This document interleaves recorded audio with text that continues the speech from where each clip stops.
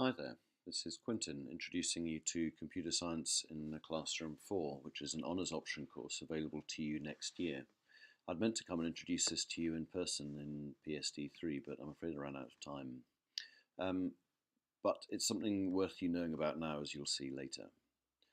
So, what is CSC4? Well, logistically, it consists of a 1 hour session per week over roughly 1.5 semesters. That's all of first semester and half of second semester, and it finishes around about now in second semester. Um, it it also involves you spending 10 half days in a local school where you might be acting as an ambassador for the subject of computer science or as a classroom assistant. Perhaps you might be doing one-to-one support for um, a sixth year student. There's a whole range of different ways in which you and a teacher can work together in that school. Some students like the fact that it has no exam. As I say, you'd be all finished up around about now in second semester. But there are many reasons people take the subject. Some people just want to try out teaching. They want to see what it's like to actually be in a classroom to decide whether that's a career route to follow. Some people want to give something back. They recognise that teachers worked hard for them and they want to go back into a school and help pupils find out more about computer science. You can pick up a whole bunch of skills on the course or develop your skills in presenting and teaching people things. You learn a lot about a subject when you have to teach it. Preparation, organisation, all of those skills come into play. But also, it's an opportunity to find out a bit about CS education, which we don't really tell you very much about. I know you're involved in it for all these years and perhaps before that, but actually, what we understand about CS education is growing all the time, and it's a subject area in its own right. Why is that important? Well, countries nowadays really are, their economic success is underpinned by the ability of quite a large proportion of its workforce to be able to think computationally. One of the keys to innovation in a modern economy is to actually be able to come up with automation of information processes. That's really a way that a country gets ahead. And this is being realized right across the Western world. Certainly, all of the English speaking countries are looking at how to put serious CS education not just as an optional subject late on in secondary or only in universities, but actually to have it starting right back in early primary.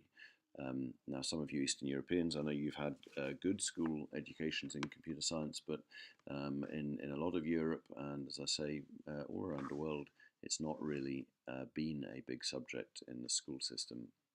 We've had computing in Scottish education for about 30 years, but again, it's been at the higher levels and only optional in the school system. But right now, Scotland's going through a bit of a transformation.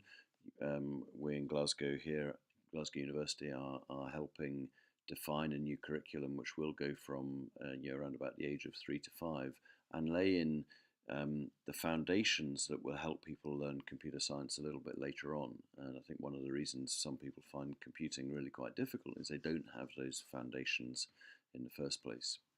We've also been helping secondary teachers develop better ways of teaching the subject, and it's been giving a lot of success out there. So we're quite a big player in CS education. We tend to only ever actually tell you about industry as a place where you might go and take up your career and actually use your CS degree. And actually, students on this course in the past have actually said, "Look, I wish you told us about this a bit earlier." So we're beginning to do that. And why would we tell you about that? Well, really, because there's a serious shortage of people who actually understand CS education, who understand both computer science thoroughly and have some idea of what it is to try and teach people computer science and are at the forefront of educational development. So, for example, in Scotland, we're hundreds of teachers short of the number we really need to teach the subject effectively across schools. There aren't really that many people in the whole of the UK or even elsewhere who are researching CS education. There certainly are not enough given the this big upswelling of interest and of CS education.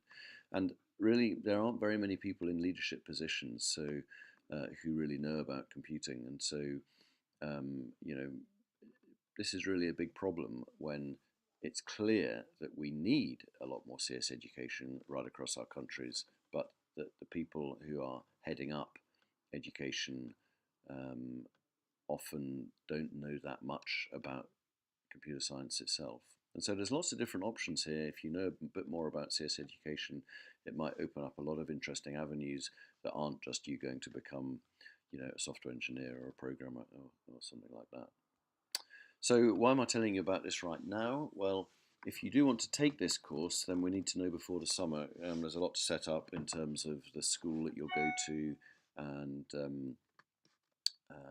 you need to get a police records check over the summer and this kind of thing. So we need to have that in place first. But particularly right now, on Tuesday, that's tomorrow for those of you who managed to get this in the next hour or so, or today for most of you probably, Tuesday evening, this year's class are presenting their viewpoints on how they found the course and things that particularly stood out to them about computer science education. So that's going to be on level 5 of the Sir Alwyn Williams building from 6 to 8. So please do come along. There'll be a bit of food and drink available. Come and talk to the students about their experience, get any questions you have answered, and then if you're interested to take it forward, then we can get you set up on the course in a few weeks' time. Okay, well, I hope to see a lot of you there, and thanks for listening.